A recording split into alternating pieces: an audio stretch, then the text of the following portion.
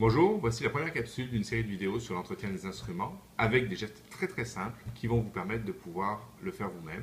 Donc aujourd'hui, nous allons voir comment humidifier son instrument en période hivernale.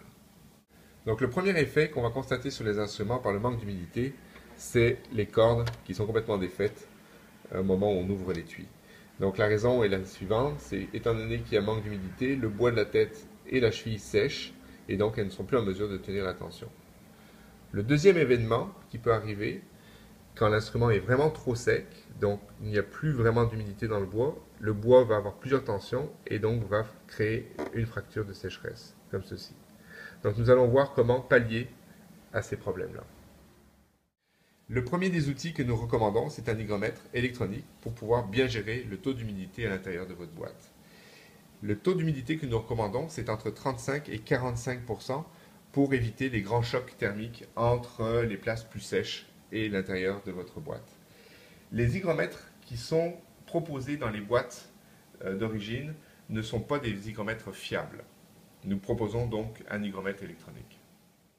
Plusieurs types d'humidificateurs existent sur le marché, entre autres celui-ci. Donc il y a une éponge à l'intérieur qu'il faut passer sous l'eau.